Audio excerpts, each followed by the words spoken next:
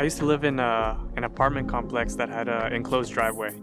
I still remember I was about 7 years old. My uncle drove in with a brand new car that he had just purchased, and it immediately caught my eye. And as he pulled in, he called me over to show off his new wheels. I still remember he wanted to show me the engine, and he popped the hood and it latched forward, and I had never seen anything like that, and I still remember liking this car a lot. Turns out the car was a 240Z.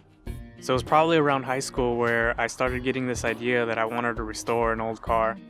Obviously, I didn't have any money then or a job, so I would ask my dad to look into an old car that we could buy, and just time, I guess, really prohibited us from getting anything. Eventually, I ended up graduating in 2009. Around that time, the job market was really bad, and I ended up moving abroad. A few years later, I realized it was time to come back, and I realized I had the money now, and pretty soon I was going to have the time to kind of fulfill this childhood fantasy of restoring my own car. And then somewhere in between all of that kind of soul searching, I remembered that car my uncle drove in that one day, that 240Z.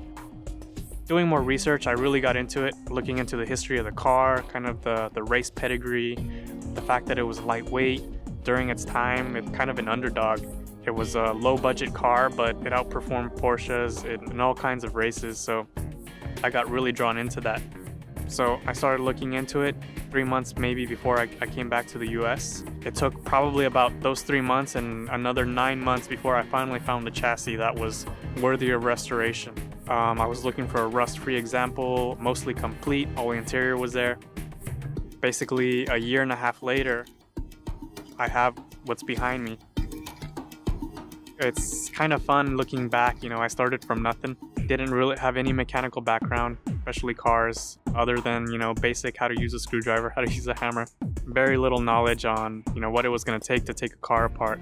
It's really awesome looking at where I'm at now, how far the car has come. It's become a manifestation of, not only a hard work to get it to where it's at now, but also of all the knowledge I've acquired. Everything from setting up an intake manifold to, setting up a turbo engine. This is even the first turbo car I've ever worked on. You can feel, how much the engine is pulling through the gas pedal.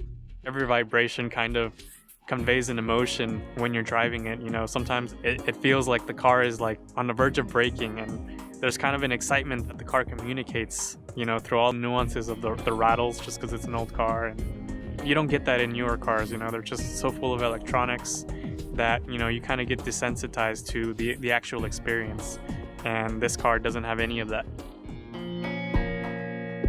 Another thing that's fun is, a lot of people have asked me, it's like, how did you do that? Where did you learn all these skills? And really, I think the only skill that I really learned, I think, was back in school, was to research, cross all your T's and dot all your I's, and make sure you know what you're getting into, and then just go out and do it. That's what this is. This is me going out and doing it, and now I have a working car. So anyone who wants to try it definitely needs to just be dedicated and don't give up, and you'll eventually get there. And I'm really looking forward to what's to come.